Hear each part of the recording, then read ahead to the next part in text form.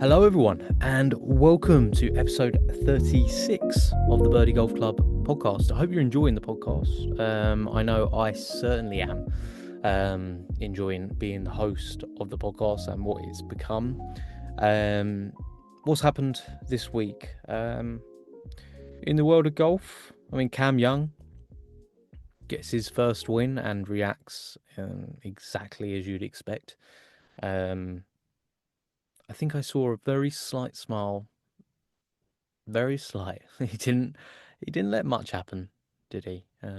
Admittedly, I am talking a bit sort of ignorantly here. I literally just watched the highlight of his winning putt and that was it. And then just saw a plaque of him holding 1,000, which I'm guessing means 1,000 starts.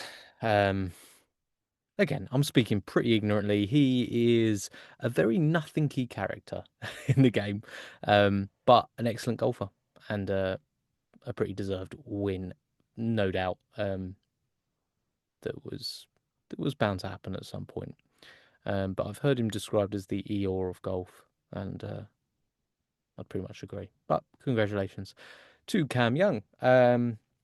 That's all I can think of really in the top of my head of what's happened.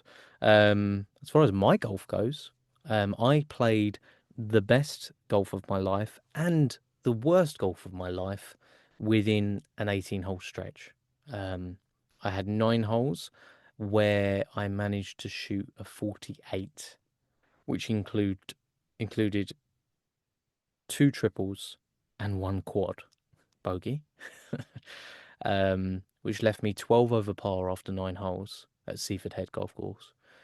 And then I was playing with my good friend Matt, and I said to him, because it was actually quite a close match at that point, and I said to him, I'm just going to go and shoot like a level par, under par, back nine. He laughed. We both laughed because the golf I was playing didn't tell you that that might happen. And then I proceeded to shoot a 35 even par, back nine, my best 9 holes of golf ever, and didn't feel like I was playing that much different to when I shot the 48, other than not trying too hard. That's pretty much it. Golf is weird. It's a weird game, but that's why we love it. That's what keeps us coming back. So I know some good golf's in there. It's just a case of tidying up the silly stuff. So I'm sure I'm in the same place as the majority of you. Anyway, this week's episode of the Birdie Golf Club podcast is with Neil Williams. And Neil, I came across his Instagram page, and I think I talk about it in our conversation, but he just struck me as somebody that loved his job and that came through with a big smile on his face with everyone that he teaches as a PGA professional. And yeah, Neil's a great chat. He's a really, really lovely guy. And if you haven't already, go and find him on Instagram. And yeah, I think we pick up some interesting tips from Neil. I think some of my preconceived notions around the golf swing and what coaches want. I think he corrects me on a couple of those things, but in such a polite way that I didn't even notice. That's Neil. So forgive my viewpoints if they are completely skewed, and just listen to Neil. Neil was great. So I hope you enjoy this episode of the podcast. I know you're going to, and if you're new here, thank you so much for finding the podcast, and I hope you continue to enjoy it. And if you are enjoying it and haven't done yet, if you could leave a 5-star review, leave a few words if you're on Apple Podcasts, and just share with your friends. It means very, very much. It means so much. So I really would appreciate that. Anyway, that's enough of me jabbering on. So Neil, I came across your page. Oh, I don't know how long ago now. It must have been about 3 or 4 months ago, something like that, Yeah, on Instagram. And the by one thing, the yeah, putter, wasn't it?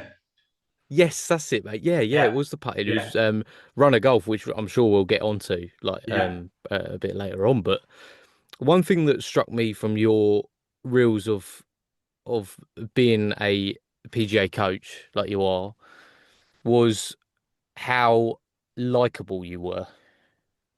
Oh. Just yeah, well, I'll start it with a little compliment, and That's there's not going to be any harshness attached to it. the only But one how you like get, is it? yeah, that's it. But the rest of it was really bad. No, no, Yeah. it was how it was how likable you were, and the fact that I could tell with your students they were getting your enthusiasm in their coaching as well, which might be something which perhaps people have gone to and had like experiences before, not necessarily something that translates sometimes when you go to a coach.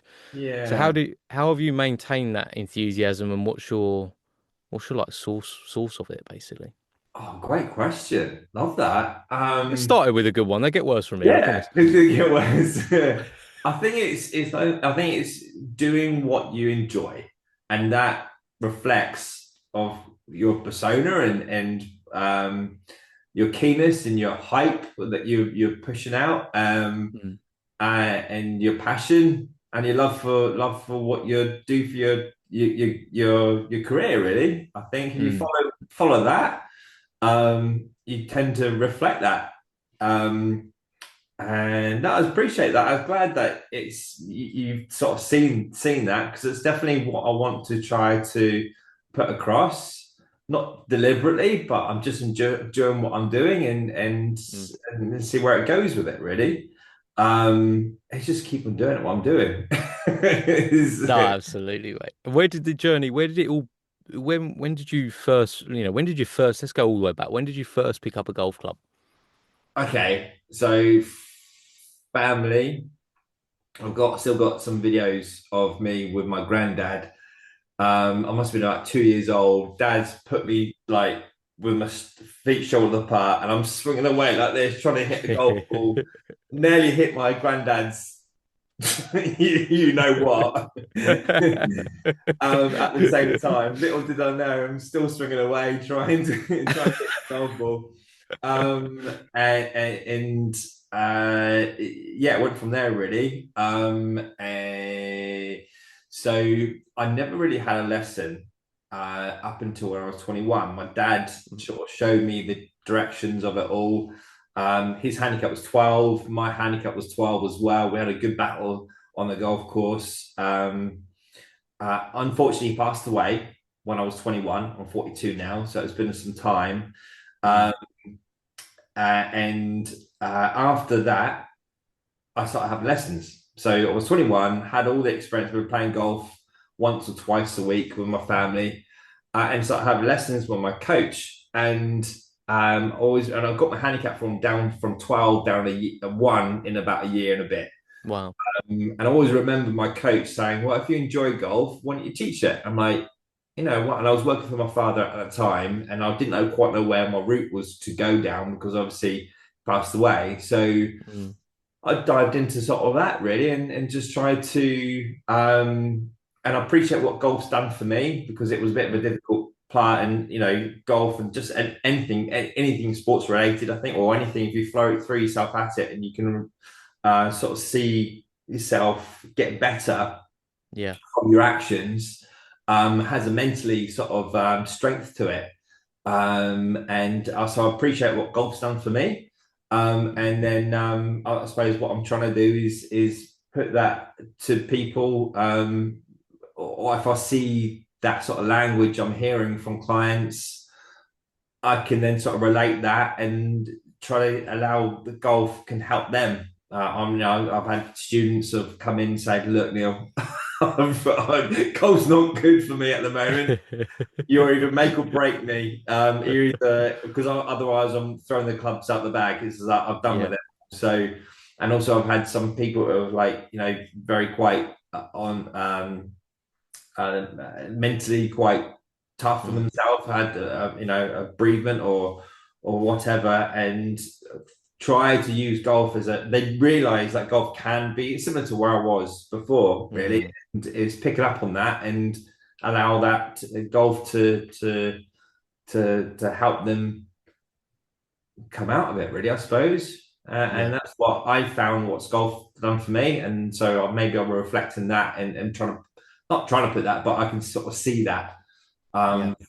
from clients, and trying to um, amplify that really, and that enjoyment really. Yeah, Yeah, yeah, that's interesting. Like, I imagine in that situation, because sometimes sympathy can be a sort of mask um, for empathy sometimes, can't it? And you can, you sort of see these people that sometimes they're trying to display sympathy, but empathy is something where you've experienced it and then you can come across it. For you, golf was something that yeah, you could channel your grief at the time into, but yeah, in a positive way. A lot of the time, some people just sort of will take up something and drop it because maybe it hasn't yeah, filled the void and things like that as well. So yeah, you having that experience in that situation is so unique as well. So for people to be able to draw on your experience for it, you must have seen some yeah, quite touching sort of stories really with it throughout your yeah, time, though. yeah, definitely. Yeah, yeah, there was one, there's a few. There was a lady, she's her father passed her husband passed away on the golf course, the same as my father as Wow. well. And she's come to me and she sort of really opened up, and I Mm, explained it to her as well. So we just had quite a touching moment, sharing our experiences from that. And yeah, I've known her since the best part of 5 6 years, and she mm, often comes in. She said a good, like at the start, she was like once, twice a month. No, like once a week, and it's sort of, but yeah, she's it's like a nice way to sort of chat, yeah. maybe sort of unload on the way she was feeling about things, the bereavement and stuff. And I was obviously mentioned it to my mother. She's obviously going through the same thing as me, so, as her. So um, yeah, I think she's, I got regarded as a good friend, and yeah, she had a bit of a wrist injury. Mm, Um, but yeah, there's and it's very rewarding. mm, And to do that, for help someone to get out of that, and from what I've my experience as well, is very rewarding. And yeah. I know I'm not going to be a multimillionaire, but I feel like I am a multimillionaire Yeah. from because of that experience, and what I deliver for clients. And yeah, yeah, I can't. I think Dad would be up there going, "Well done, mate." Oh, well, mate. At the end of the day, if you can say that, I mean, multi-millions, those people aren't generally happy anyway. There's a certain amount that people have, and there seems to be this sort of cap of what brings you joy. And Yeah, I think the fact that you were saying you do what you love, so work yeah, isn't even work. It's no, hard work, of course it is, like everything, yeah, but you don't even view it that way. I mean, you're doing what you want to do, every yeah, day when you wake up, and that's bring yeah, people joy out on the golf course through hopefully playing some better golf and handling their mental side of the game better, yeah, you yeah. know. So if someone came to you, what would you say like your key tenets of being a student of yours would be? So what they're going to take away from it, from the experience. What I try to assess is how they deal with themselves on the golf course. Mm, Because you're only on your own out there. mhm, And so it's what they go through. So being dyslexic, there's a bit of I can see sort of a bit of a pattern from clients. So I get them to hit like half dozen shots, and I can just observe their emotional roller coaster after hitting some shots. And I try to sort of like direct that focus into one particular part, so that mm, they might be able to start to see a bit of a pattern with their shots, more of a constructive pattern. mm, And then they can sort of like get your dispersion a bit more tighter and tighter, rather than completely sort of random sort of shots on it. yeah. So that's how I try to sort of tap into um, the ethos of the lesson during my lessons, really. Yeah, Yeah, yeah, I like that. I like that because do you obviously like the golf industry went through a stage. I think when I was young and playing, every golf coach was teaching the perfect swing. So like what was that like 20 years ago, that was what was viewed as being a golf coach is to teach yeah. like the perfect swing. McAgrady type of thing, and like, yeah, Exactly, getting you into positions yeah, and it really, I went for one group lesson when I was a kid, and it was a really embarrassing situation because I turned up. It was a junior lesson, but I was probably about 13.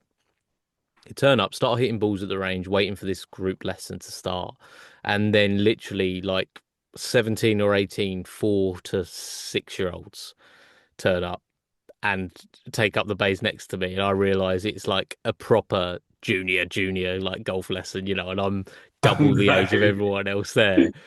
And like the guy came over to me, you can tell he's just like, this this probably isn't for you. But then immediately started to sort of show me these positions and things like that. And for me at that point, I just want to see the ball consistently go up in the air. Like, it's pretty Yeah, simple as a kid. You just want to hit it as far as you can, ideally, and just see it go up in the air more often than not than sculling it across the floor. But it seemed that there was more of a leaning towards like, if we can get you here, then in 2 or 3 years' time, you're going to see like the benefits of it, essentially. And yeah, that's like a really hard sell to a junior golfer who yeah. has their certain way. How do you find that now? Because I'm guessing you're probably, I might be wrong. You might tell me here like, no, no, no, I try and put people in positions and everything, but you're probably more catering to the fact that there's a swing DNA going on. That seems to be a word that's used a lot now. Yeah, there's I think well, certainly with juniors you can have fun by learning. Mm, So just having fun out there. I try to not to give positions. mm, Um More like positions would be like fire throughs, impact position is yeah, essential, I think. Um um in but don't not getting stressed about it depending on their age really and their sort of yeah, ability really, but certainly just having some fun with it all, and yeah, like learning from what they from their experience, like if it's gotten too long or too short, working the swing, like length of swing, set up. I think your positions would yeah, be set up as well, I suppose, obviously. I think drilling in some good fundamentals, yes, yeah, like set up, impact position, learning, understanding of how important impact position is. mm, Get them to just sort of like drill it into them, so they can, as they progress, they can ask questions and sort of appreciate the impact position.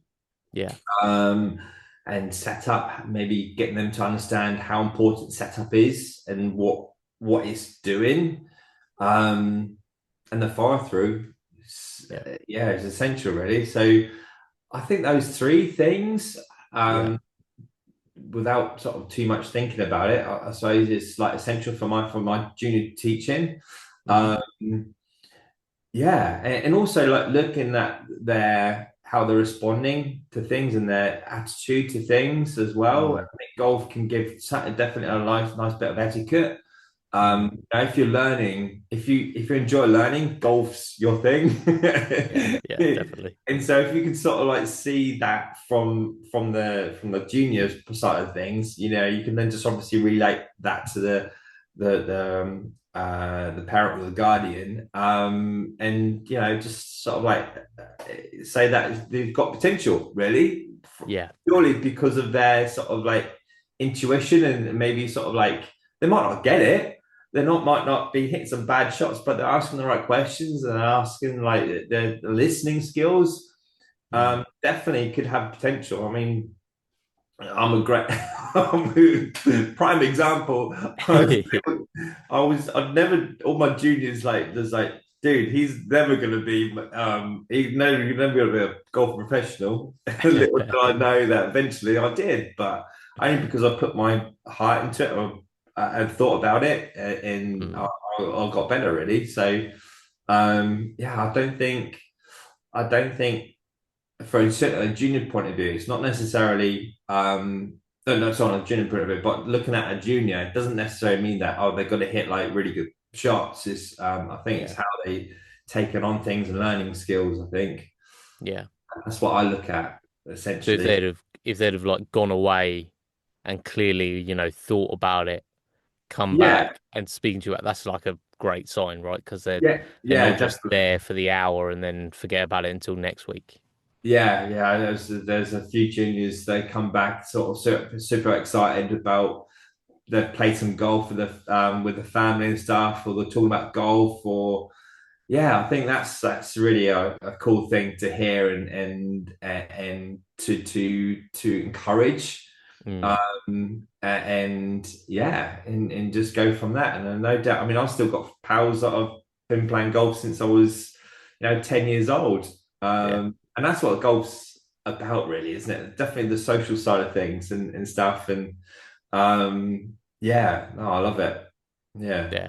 I can tell you love it, Neil. Like I said, like honestly, like you can see sometimes when someone has sort of fallen out of love with the game because they're surrounded by it. There's many yeah. sayings in it, don't get into, you know, the business of golf because then you never golf. That seems to be like something people say. That doesn't seem to be that something that you I've partake definitely in. found a nice happy medium. Yeah. After lockdown, I was like, but well, before lockdown, I was planning events, getting stressed about it, not performing very well, having to work on my game, coming in with some bad rounds. Clients are going, "What's happened there?" Or your kids going, and then you play your absolute worldie. You play like 1, 2 under, and you come like 10th, and it's like there's Yeah. so many great golfers out there. So Yeah. I just found it frustrating. And then lockdown came on, and it's just sort of really appreciate. I really appreciate what really meant for me. Mm. Found friends and family, and I found a love for it, I guess. And so I'm in that sort of nice. I know where I'm happy with. Just like if I can take the beer money from my mates, I'm happy with that. Absolutely. Absolutely, um, mate. That's great. And with the Instagram, obviously, actually, before I get to that, would you say that junior golfers are where is that the sort of age of golfers that is probably your favorite to teach, or would you say that there's also like great reward in sort of like teaching like adult golfers where maybe it's a little bit trickier to they're a little bit less malleable, I guess would be the best way of saying it, an adult golfer, right? They've kind of maybe got their entrenched things that they do and it can be a bit more of a struggle. So what age group would you say is the most enjoyable to teach? um, I get enjoyment out of. I wouldn't say what I like to what I want to get out from a lesson. Me personally, Mm, was that I can stretch um my ability to teach better from that lesson. So that okay. if I've Yeah. got a really difficult client, whether it's there's such a hard cookie to crack. Like Yeah, he's yeah. still over the top. He's like, dude's like, and I'm trying. I'm really thinking off the cuff. I think that would be whether it's a junior, whether it's a senior chap, whether it's a tour pro, where it's whatever. Mm, If I can sort of say things or it's literally just off the cuff or something what I never even thought of, that's where I get my enjoyment from. Where mm. rather than me saying like, "Oh, you come over the top, right? Let's do this." Oh, brilliant. Okay, well that was easy. Right. I Yeah. quite like the challenge of a golfer, whether it's a complete beginner golfer and just doesn't quite get it, or Mm, and I quite like the idea of that, and and just really for me to sort of like I'll get more of a sense of the treatment going. You know what? I think he actually got it at that end nice. that Yeah. session, and yeah, I think that's where I get my enjoyment from. Um, Whether it's a junior, not, or whatever, I think. That's a nice way to look at it. It's like a blank canvas every time, but sometimes, the picture can be hard to draw. I'm guessing that's sort of, Yeah, and you almost get a little bit more enjoyment because I guess you then have to come up with, you probably got your go-to things for like sorting out an over the top swing. yeah, But if yeah, that doesn't work, you've then got to, on the fly, think, right, what does this yeah, person do for a living? What, all these little things that might totally. maybe help. Yeah. Yeah, absolutely. What other sports they've done, or how they, yeah, just those little things that they might just get, and I'm just throwing stuff at them, maybe just not literally, but that could be Hey, work. if it works, if it works. It's either a big stick or a carrot, isn't it? Sometimes. Yeah, exactly. Um, yeah, it's just like sort of like off the cuff sort of stuff, and you tend to get a little more experience, I think, as a Mm, coach, in order to use that as another thing to use for another client. Um, yeah. yeah. No, that's great. And are there any sort of like, notable names that you've worked with in the game that have maybe gone on to do some really cool things? Um, so back in the day, there was a chap called Mike Brown. He Okay. was from the army and from Salisbury. So I Hmm. got to know him when he was 18 handicap or so. He Hmm. used to come into the shop. I gave him some lessons and we had some real good fun. Played a lot of golf with each other, and his handicap went from like 18 to scratch, really. And Wow. now he's on the tour.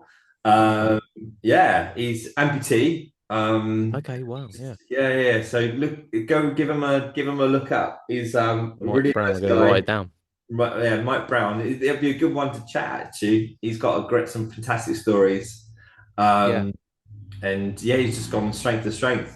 Sponsors, etc., etc. He's got some really good accolades since he's been doing it. He's got an incredible story. So I'm not saying it's my help at all, but I think I might have had a little bit of good.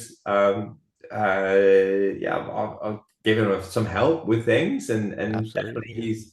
he would definitely vouch for me. Um, Yeah. um, um, No, maybe I haven't really looked at it. Nothing, nothing top of my head, I suppose. Um, uh, I've put would you you on the think spot. that? Yeah, I've put you on the spot, got me on the spot. Yeah, Exactly. Yeah, yeah, yeah. yeah, Remembering names for me is a nightmare as well. So it's just, even if it might, like you said, that story, that experience of somebody who clearly had a knack for the game as well, in yeah, the sense of to bring it down like that quickly, but to be able to help, and obviously with the difficulties as well, being an amputee yeah. and the skill that would have taken from you to be able to sort of try and put yourself in that situation. Okay, what kind of feeling do you need here to make that work? I guess that was quite a collaborative effort. Yeah, I mean he was going to do it anyway, regardless of like who we met. But it was just a nice pleasure to sort of and we can sort of share our experiences. Like I think our Mm, passion and like from everybody, anyone who's had some sort of bereavement or tough times, mm, they can really sort of focus and channel that to into the sports, and that's what we both sort of appreciate each other. mm. When we're spending some time with each other. Um, yeah, and sort of like we just help each other out from there, really. And so yeah, he's gone from strength to strength, really, from it That's all. amazing, Neil. Yeah, Yeah. that's amazing. And decide to, when did you start your Instagram account to sort of accompany the coaching? Um, I don't know, 2013, 12, I think, maybe. Wow, yeah, so it's been going a while. Yeah, I think so. Yeah. I started YouTube Hmm. back in the day, and I enjoyed that, the editing side of things. But then I thought I saw some signs of growth through Instagram. So I threw myself at Instagram a bit more so, and Mm. then neglected YouTube a little bit. I've got about 800 followers on YouTube still, Still pretty good going. but I'm going to restart it again. Mm. I found the passion for more editing on it. I think I can cram a little bit more footage in for the YouTube. So I've started that along with my um, Instagram. So yeah, watch this Nice. space. I've got sort of like golf. I'm going to call it golf uncovered. Okay. Um, so it's exploring sort of different like ventures and journeys I've taken, but I'm video and documenting it all.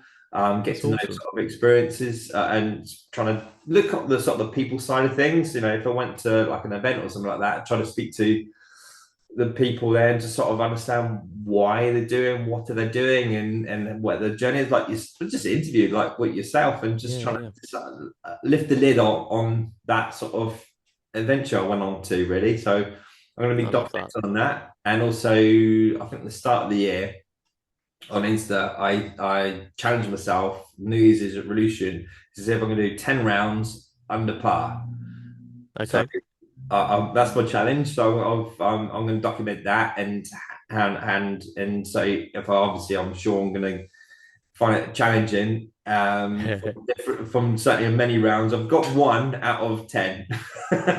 Hey, it's a start. It's a You know, you start. It's know, a you know. start. So I'm going to learn ways of how I can improve on that. Yeah, I'm going to present that on YouTube as well. So yeah, I'm looking forward to that. I'm quite excited about that. I'm sure it'll last. It's about consistency, isn't it? And I think if I can maintain that consistency, I think I'll do all right with it all. Yeah, I love that idea though, because like it's that's kind of with this podcast, that's one of the things I really wanted to do is, you can talk to people, um, and the big names in the game obviously get a lot of attention. And Yeah, rightly so. I mean, they're, yeah, either brilliant personalities that are also incredible at golf. But golf is a story of millions of people mm, around the world. And some people, either, if they don't want to talk, then that's fine. But obviously everyone has a story to tell in the game of golf.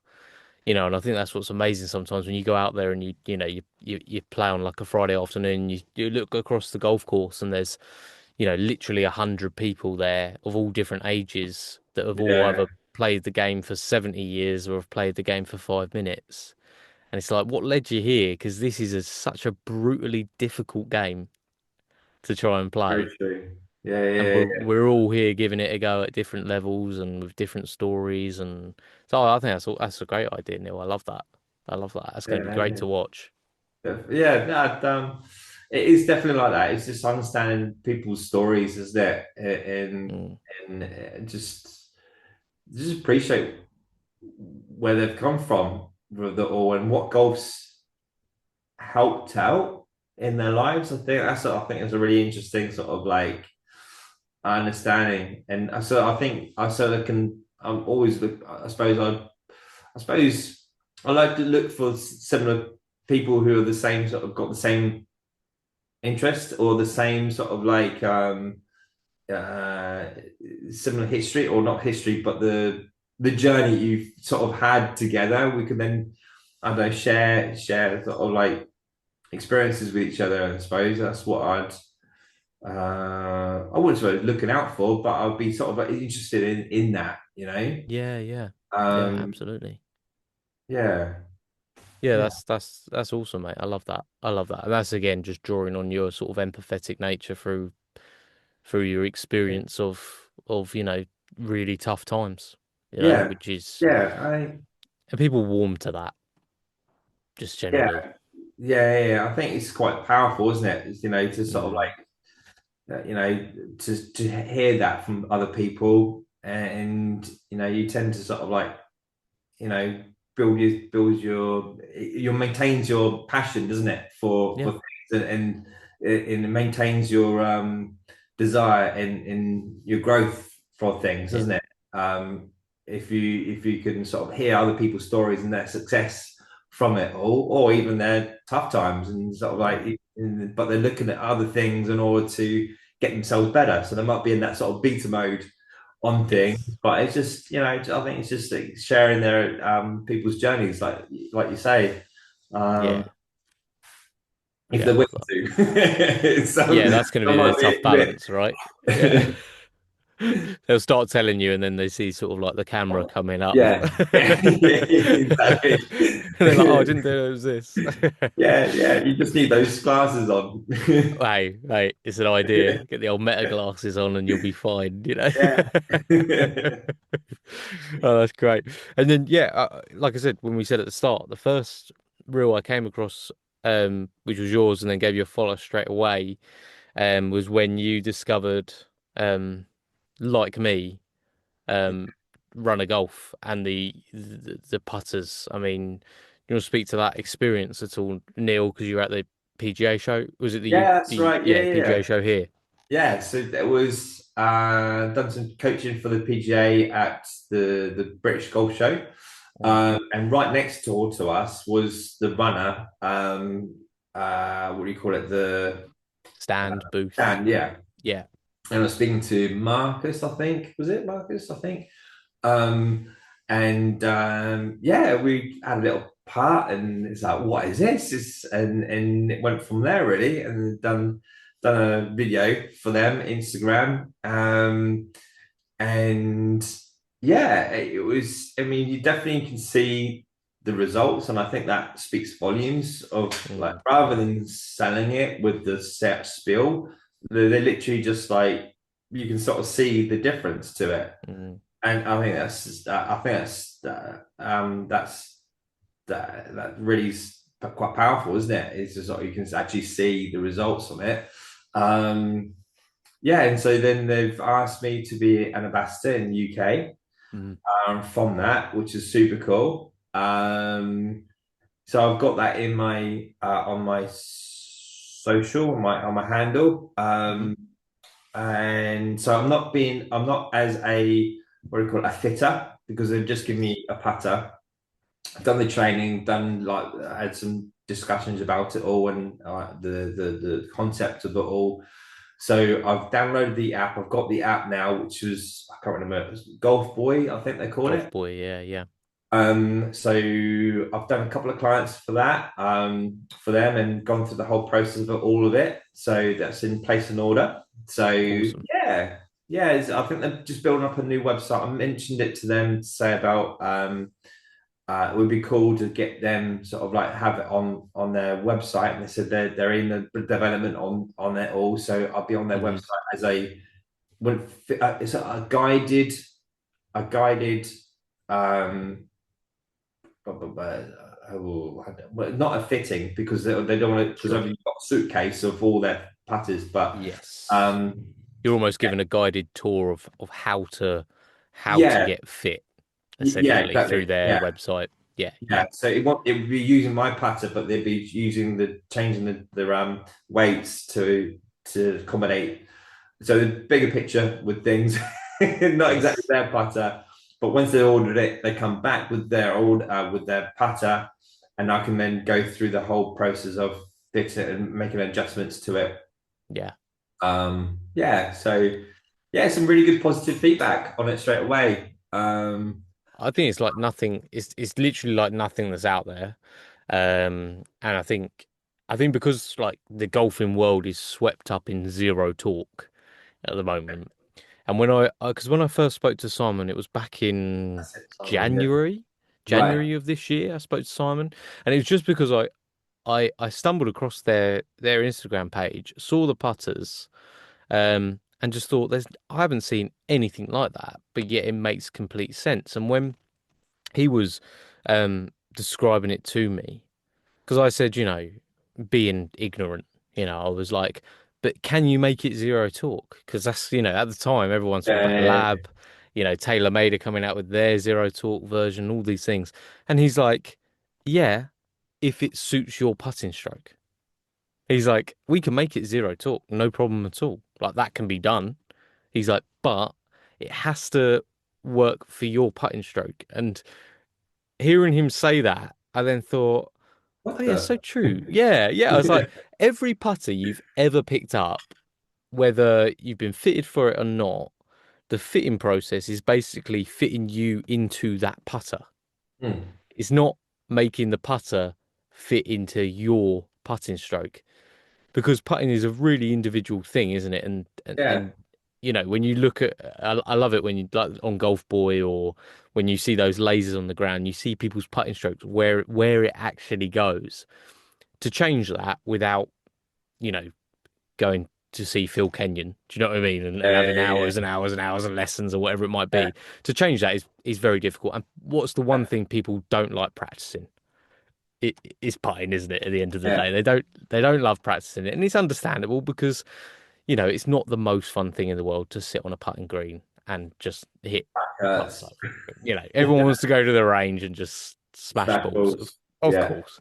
Yeah. So so making putting easier through the sense of that this putter is fit for you is great, and the proof was in the pudding for me. Yeah, when they, you know, I was really fortunate to sort of talk to Simon and then sort of, you know, communicate with him. And he wanted me to try it out. And we done the fitting process online. And then I literally got it on, I think I got the putter on the Wednesday. And on the Friday, I was going on a golf trip. And I had Oh no yeah, I time. saw that. I Yeah, had yeah, no, I had no time to even. Literally, my first part was on the practice green of the golf trip that I went on, yeah. and I did this. I did the thing you're meant to do when you first get it. Of where did your first 10 putts end up? Was it to the right, long, short, left? Made the adjustment with the weights in the back, and I think I had a round where I hit like 28 putts, which was for me was like I've never been south of 30 before. No way, you know. And I I mean, yeah. the movable weight technology just seems so obvious now, doesn't it?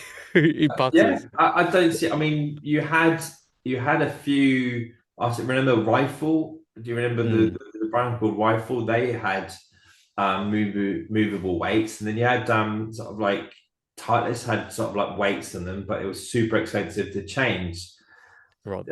And I don't see. I don't how we've got to a point where only just now we've Mm, now got a putter um, which is able to custom fit. We do that with putt drivers. That's been in the make for absolute years. yeah.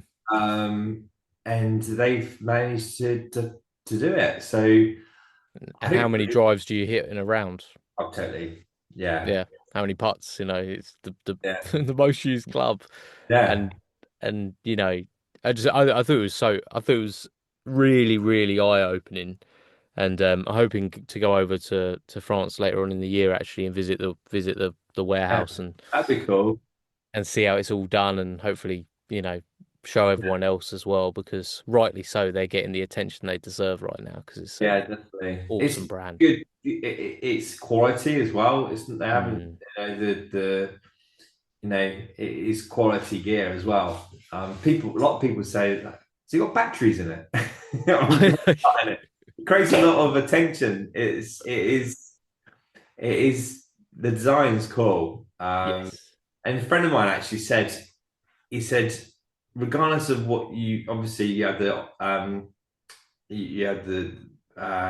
opportunity to talk to them. Would you Mm. actually get that? Would you actually use that for your patent? I was like, without knowing now, there's an option for fitting, Yeah. 100%. Yeah. Um, and I've just gone through the journey of like that's your putter. So I've accepted that is my putter, if that makes sense. I've put in the Yes. information in, the IO sorts it all out, and now so it's kind of like it's a bit of like sometimes it's like you think you think that's your putter, but Mm. it isn't not really your putter. It's Yeah. sort of like but Yeah. yeah, If no, I miss a putt now, yeah, I know it's something that I've done. yes, I can't blame the putter. That putter was literally fit yeah, like to what was it over 1,000 configuration opportunities that you can have with run a golf putter, and yeah, that was my configuration. So whatever's happened between the ball and the putter and my putting stroke is me. Yeah. I've picked the wrong line. I've decided I'm gonna overly push that putt. If I'd just made my putting stroke, the ball would have gone where I at least intended for it to go. Yeah. That's the thing. Yeah. Um, I'm improving on the pace of it. I need to get more confident on getting it past the hole. yes, yeah.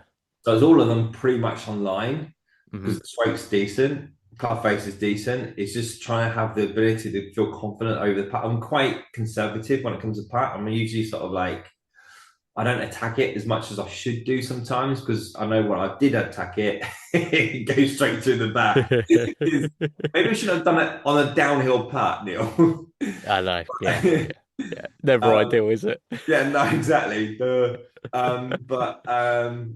yeah, so that's what I'm trying to improve on my game is I now know my putting game is I now know it's online. Just make sure I get past the hole. Every single putt, I need to get past the hole. That's what I'm Yeah, intending to do. And it gives yeah, you the ability, the putter gives that ability because it's taken one variable out of, yeah, club face and swing path, or club face even. Um, yeah, so now I think the putter's giving me that position now where I can just think about pace, yeah, get past the hole. yeah. Just confidence inspiring, isn't it? At Yeah, the end of the definitely. day. That's what Yeah, ended up happening that first weekend I had it, and since then as well, is my mates afterwards. I think it's like one of the key selling points I think that comes with the runner golf putter is that he said to me at the end of the weekend, and a few of them said the same thing. You were standing over 10-foot putts like they were 4-footers, yeah, and that's how I felt. Do you know what I mean? Like it didn't. Obviously you're 15, you're 20-foot putts. You're not really expecting to make those. You're that's just cool. you're Your trying mates to to. say that as well. That's cool. Yeah, because they wanted nothing more Mm. than me to fail with that putter when I Yeah, turned up. yeah, totally. Yeah, Yeah. I get the same thing. He's like, oh, he's never made another putt, Neil. So, yeah, all right. Another putt. It is simple, isn't it? Oh Honestly, yeah. we almost shouldn't tell people about this putter. No.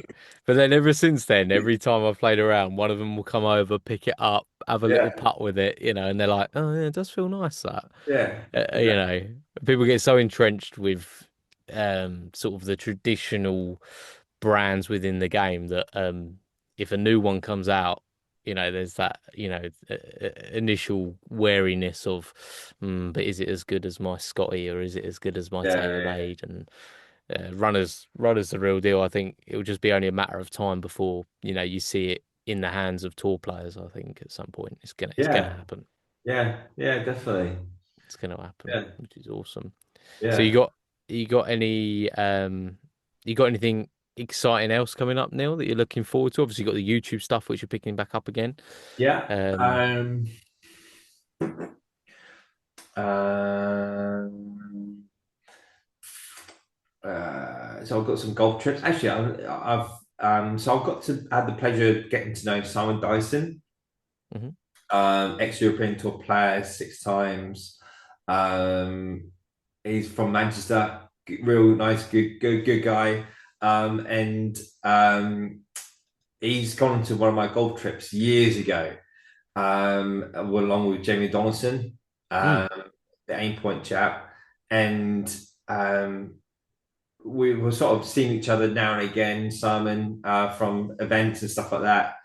And nice to catch up with him. It was nice for him to ask if I wanted to join Alex Clapp, Pete Lockie, and himself on a golf trip Oh, lovely. to where is it in Greece. So we're Oh, doing wow. that in May. So that's going to be super cool. So I've got Yeah. that in develop. I've got a few other golf holidays, and one in October with Danny Ferry, and a few other chaps. We're going to it's a surf and turf. Okay. That's in October, and then I've got my own one with a good friend of mine. It's sort of like a closed group. I don't offer it to a lot of people. It's kind of like if you know, you're in. Yeah, So I've got yeah. 20 golfers going for that. It's like a fun one. And that's Nice. in, where is it? In Turkey, actually, in Oh, Turkey. So cool. yeah, so I've got those trips going over Christmas, over winter. Um, yeah, so I don't know, just keep on doing what I'm doing in the YouTube. I think there's enough Yeah, yeah, yeah. I'm gonna say. attention. But yeah, I'm doing some work for Hack Motion. Oh, um, cool. so I'm doing some videos for Hack Motion. Yeah, so I think I'm getting sort of like recognized within the industry Mm, about my editing sort of skills. I like learning like new things when it comes to editing and stuff like that. So I think yeah. Dyson was like saying you're the king of reels, all the editing stuff. And Yeah, your reels are on point. That's something that I need some serious I work went, at. you So got to I know need your some strengths. tips, mate. But yeah, no, I enjoy sitting down like in front of the computer, editing stuff, and it's like my escapism. Yeah, yeah, yeah, Yeah, exactly.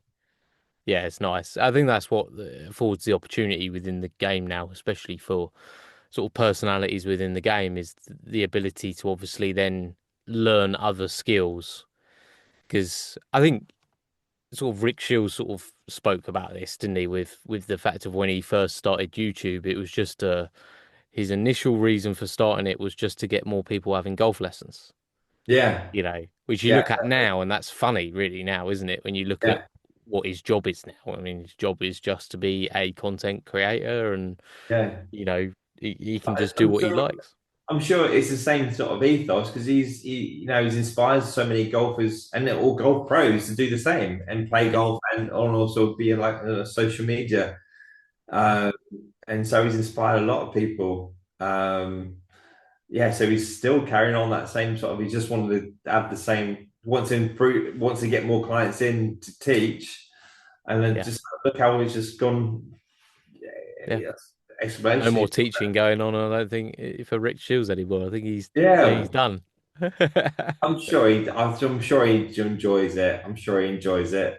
Uh, Yeah, and putting his knowledge from his. I think, yeah, yeah. yeah, I think that would be actually a quality little video idea for him, is just to have a real stripped down version where he just goes back to teaching someone just for a video, just yeah, back, goes back to the Trafford Centre or whatever, yeah, and just teaches someone, does an hour lesson with yeah. just a regular golfer to show that he's still got it, I think that'd be a That quite a cool would be sort of very cool. That would be definitely. it'd probably win back a few subscribers after the live move anyway. Yeah. What's your views on the game at the moment and where it's going and what's happening in the game? Obviously, do you think it's in a good place? Oh yeah, definitely. I think Yeah. um yeah, I think it's become a lot more open for more accessible uh Mm, now a lot more. There's a bit of a fight between sort of tradition and what else would you call it? Rebellism, I yeah. suppose, and they're making it more accessible. Um, and yeah, I think it could be a case of like the older generation having a bit of a conflict between the younger generation when it comes to the golf sort of scene things. Um, and I think the older generation doesn't want to feel intimidated from these new people coming in. Mm, I think there might be a bit of a clash with that. mm. But apart from that, I don't think. I think it's just growing, isn't it? Especially with Have the Gilmore went out Have you there as watched it yet? well. Oh, yeah, Yeah. might have done. I was supposed to have my mates come over actually on the Friday, but they were Oh, both you're gonna be in trouble. yeah. They So can't make you wait. They can't make you wait a no, week. That's insanity. That I can't know, happen. I know. But yeah, it was yeah. That was good. Did you watch it? Have you watched it? Yeah, I watched it on the Friday night. And yeah, me and my wife watched it then, and I Right. thought it was it was everything I hoped it would be. I mean, this is coming out next week, so it's been 2 weeks. We can talk about it. Whoever hasn't seen it by now should have seen it by now. So Yeah. I thought I thought within 4 minutes, I won't give this bit away, but within 4 minutes, I knew that we were onto a good thing. Yeah. Because I just thought, yeah, that's what would have happened in the original. It did happen in the original, so that's perfect that it's not trying to it Yeah. it didn't try to have this over the top message or anything like that. I thought it was just a brilliant um slapstick comedy, Mm. which Yeah. everyone needs. And I laughed several times out loud, which I can't remember the last time I did that in a movie. Nice. Oh, cool. Just because Very good. it was silly, Yeah, it was yeah, yeah. funny, the cameos were fantastic. Cameos I are was good, wasn't it? I I think that's was it, didn't they? It's, oh no, oh you're yeah. just trying to spot the pro golf or spot the cameo. I don't think I've never seen anything like that with so many famous people in there. A Oh, film it's like that, insane. isn't I it? Oh, mean, Xander Xander might have it's stole next the level show. stuff, isn't it? He Really? was unbelievable with that. And then Scotty just fully diving into the whole prison thing Yeah, was amazing. yeah, yeah, I thought yeah. the only shame, and I was left until the very end, basically just waiting for it, was Tiger. I was, I did hear rumors that him and Charlie was going to be on it yeah, from something, but yeah, no. that Shame, was really. the only thing. I was, He's got his face, wasn't it, on a yeah, statue, isn't it? yeah, that's it. Maybe that's all we got. That's Yeah, just, I expected him at that dinner or something like yeah, that. But I mean, having like Jack Nicklaus, Faldo, yeah. it was so good. It was so good. And it didn't try and be the original either. I thought it was sort of his own thing. And I know people got a bit annoyed by the whole, the other league thing that was in it. They thought that was a bit over the top, but it really didn't bother me. What's that? The what was the name of the league that was being set up? Um, that was that had all the fireworks and the snow and all the craziness. Don't know about that. Um, it was the one where they were snipping they were snipping their hip. Oh, right, yeah, yeah, yeah, I've yeah, forgotten the okay, name of what it was. There's a yes, lot of people that I've seen have whinged about that because they thought it was too much and over the top, but yeah. it's a silly film. Like, of course, it's going to have all that stuff. It was great. So, yeah, at normal, hit the ball further. Must be uh, Happy Gilmore. He's not maybe he had that. I was thinking is that maybe he had that sort of surgery from the hockey. Yes, yeah, Slipped out, but no, it was raw talent.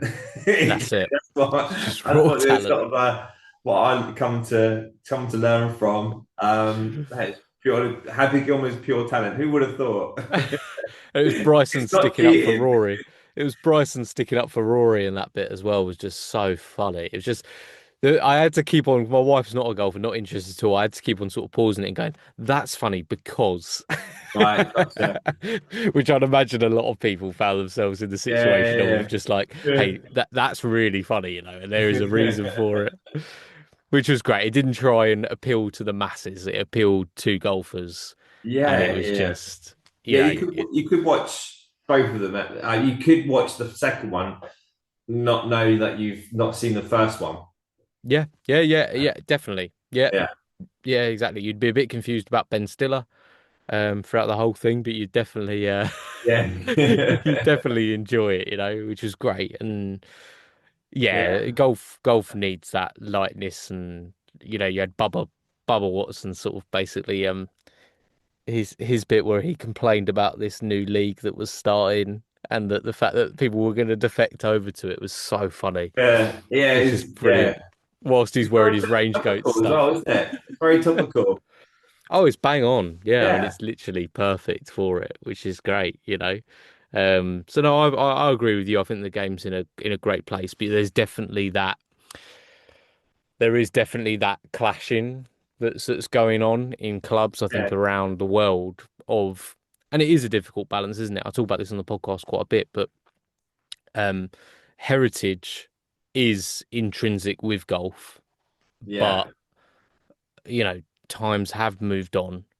Mm. Um, and people should be allowed to express themselves on the golf course and not feel intimidated by the long sock brigade and all that sort of stuff. But I Yeah.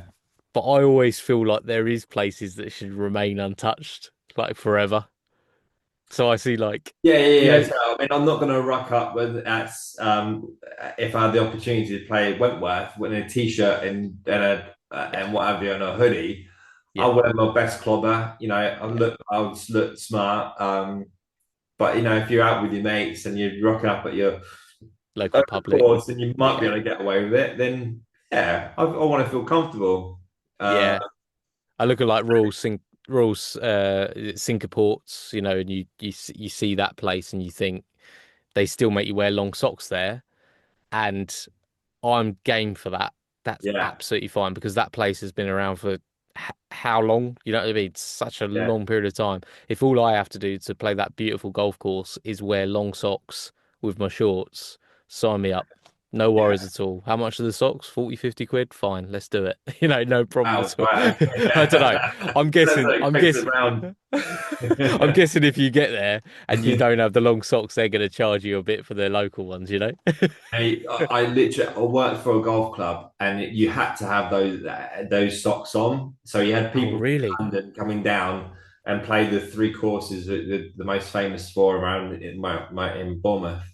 And Mm. yeah, I had to turn the people away to say, "I'm so sorry, you haven't got the socks on. You can't play golf here." I was like, "So do you have any then?" I was like, "No, we're sold out, unfortunately." So Oh, it's my responsibility. If they go out and with their without if I didn't see that, I get I yeah, get yeah, yeah. members coming saying, "Why have you left? Why have you let those golfers out on the golf course?" And it's down to me, and I was like, it was. I could, Horrible. Yeah. yeah, I can as I want to.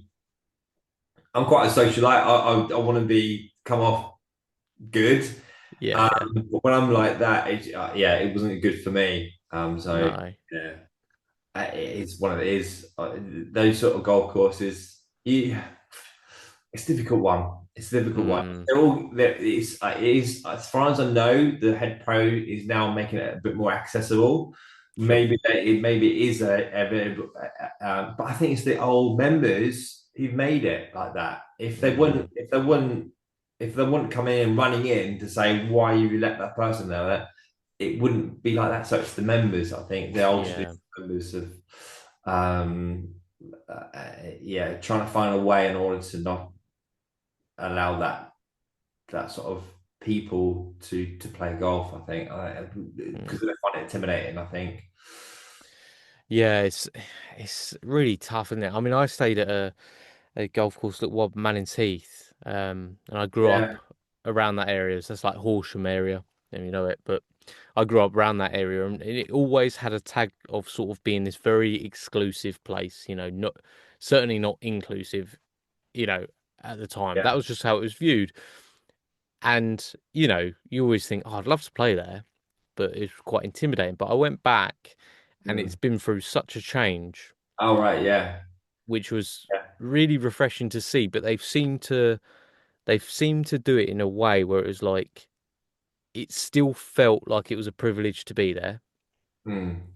but I didn't feel out of place, and nobody that turned up looked like the same golfer, if you know what I mean. Sometimes you can turn up at a place and everyone looks Yeah. exactly the same. Yeah. You know, um, this such a variety of different people, and they'd sort of done it in a way where it just felt like a really good atmosphere, but still held on to that. This is a lovely golf course, Mm. and respect the golf course when you're out there. Yeah. And that's a really hard balance for golf clubs to strike, isn't it? Really, that sort of finding that. Yeah. Yeah.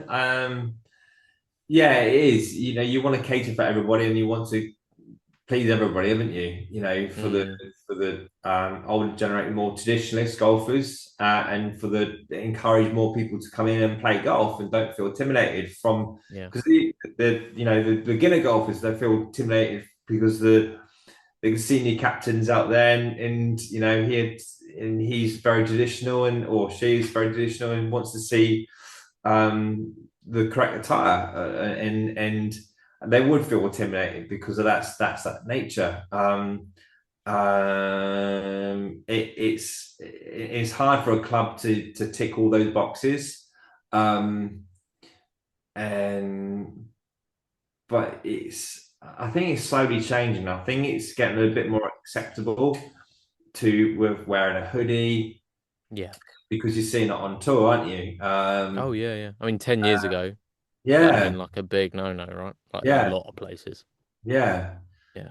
I think it's going to become a lot more acceptable, and I think I'm, I suppose I'm pushing it a little bit by wearing sort of like t-shirts and no collars, sort of like, um, uh, but I'll see how much I can push, I suppose, until when someone says. But I think a You're like golfer, an ambassador for Gen Z at this point. yeah, You know what I mean? They're just 40 rooting years you old, on. Neil, got to remember. But me personally, I think a good golfer is someone that they keep up with the pace of play, do pitch marks, and not throwing clubs, and that's just deemed as a gold golfer, whether they're a handicap of 36 or whatever. Yeah. I think that's a portrayed as a good golfer, regardless of wearing all the gear, having the all the. They might not be even the greatest golfer. They might be an absolute. Yeah. Oh, you see it all the time, don't and you? All the gear, yeah, no idea. Like, and that's not helpful for the course generally. Do you know what I mean? Like, no one yeah, enjoys being stuck on pace of play. Just quickly, I yeah, do want to yeah, address this point this week because I don't want to forget about this.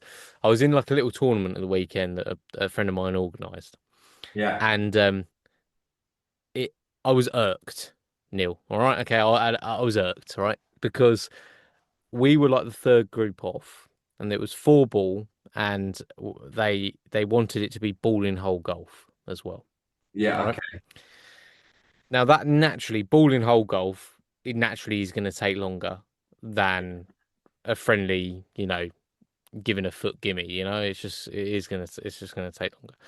So we got to like halfway through the round. I think we were at the turn. We got to the turn in probably just over 2 hours, something like that. As a four ball, pretty reasonable sort of. 9 holes, Um, 2 hours. Yeah, yeah, 9 holes in about 2 hours. yeah. Good pace. Yeah, bearing in mind it was society, and we look at our phones and we've got these text messages of like, can the third group pick up the pace? I think the third group needs to pick up like three or four text messages of picking up the pace. It's a bit of a whinge now, and they're probably going to listen to this and be like, we were just Yeah, saying. But I don't think it was their fault.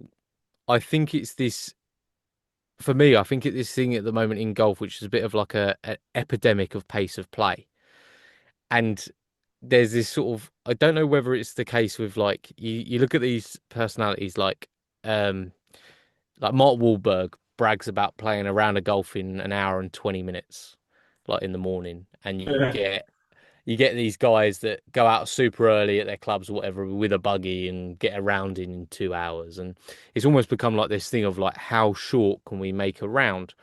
And then that gets a little bit mixed up with what happens on tour, where there's like 6 hour rounds, 7 hour rounds, which is obviously that's a yeah, ridiculous amount of time. yeah. But generally, a 4.5 hour, whatever a round of golf is normally pretty acceptable for four guys playing golf. Hmm. Most people would agree. That's sort of, but there does seem to be this thing of trying to make these rounds, and people, if they have to wait on a tee box for longer than like a minute, they start to get itchy and start to get annoyed. And I just think it's because of this tidal wave of pace of play. For me, if I'm playing around, there's nothing worse than feeling super rushed because that takes away from some of the joy of it. And it's equally not fun to wait around for a huge amount of time either. Yeah, But there is like this balance point in the middle, which seems to be, I don't know, maybe it's just in my circles, but I do see it where people seem to be getting irritated. For me, that's like an Yeah, ideal amount of time to play golf, you know? I, I don't know if you're seeing the similar thing, but just no, I'm not seeing anything out there. I've not heard anyone. I do try to encourage people to speed up, or like when you're coaching. I've had so so I've had a client. It's just they're going back a few years ago. Have a practice swing. I'll make sure that you hit make sure you hit the left part, the mat or the grass to see that you've hit ball and turf. yeah, So he's gone out there and he's like 3, 4, 5 practice swings, still not missing the turf. oh no, I'm like, and he's comes back and says, yeah, my mates are not quite happy on me telling me. It's just like, yeah, trying to have one practice swing or two practice swing maximum. It's just like, I don't think I've got any friends now, Neil. Like 20 practice swings. They don't want to play golf with me anymore. yeah, yeah, yeah. It's a long round of golf if you're Yeah, hitting how exactly. many shots. It's no credit on me as well. It's like, don't have a lesson with Neil. He's He'll make you have 5 or 6 practice swings as yeah, part of your exactly. routine. So it's definitely one of yeah, it's as long as you keep up with the people on front, Yeah, then yeah. the clubhouse, the marshal will be fine. It's just what you play. What you don't want is the marshal when you're on holiday, especially as well, where you're Mm. going out and you see the marshal and you clock him. It's like, please don't say you need to speed up. Please don't say because it totally ruins your round, doesn't it? Oh yeah. If you feel rushed, it's Yeah, horrible. exactly. You feel rushed, and then your whole swing gets rushed, and he's like, Yeah, you blame the marshal, don't you? It's like, yeah, yeah, yeah. And that was the thing. We didn't have the marshal out. We literally all we had was the which was brilliant by the way, and it should happen message, the way text more at UK golf courses. We had a drinks cart coming out to meet us on the court, on yeah, the course. That on the doesn't happen in court. enough. Yeah, on the court, yeah, that'd be good, wouldn't it? I was in the wrong place. That doesn't happen in enough places in the UK. We need more drinks carts coming out and meeting you on the course. That's Yeah, absolutely ideal. That's where the Americans have got it bang on, haven't they? yeah, yeah. We haven't got that, have we? We haven't really got the weather for it, I guess, most of the No, exactly. Zero a coffee or beer or time. water bottle. Neil, awesome chatting to you, mate. I mean, we've covered a variety of different topics, really, haven't we? But Yeah. is there anything in particular you want to sort of either shout out or any sponsors that have been amazing to you at the time, and also where people can find you as well, mate? Oh, cool, cool. Yeah. So Palmore have a good well, the guy who he does it all, designs it all, Liam. Good friend of mine now. He gets some lessons with him. I've given him some lessons. He's a local guy, but he's sorted me out with some gear, and honestly, I love the stuff anyway. So, It's awesome. no, I love it. He's a bit of a skateboarder as well. So, back in the past, it was kind of that sort of vibe. Yeah, And yeah, I do like that gear. So I shout out to Palmore. I think that's about it, really. I don't think I've got anything. Golf Travel Centre, they're a good bunch there. They're supporting me with a few bits as well. oh, nice. For like golf holidays and stuff. So shout out to them. I can't think of anything else. So what else? And you can just follow me on Instagram, Neil Williams PGA, and my YouTube is Neil Williams PGA as well. So I'm Awesome, mate. based at Salisbury for Yeah. golf lessons and Parley for golf lessons as well down Bournemouth.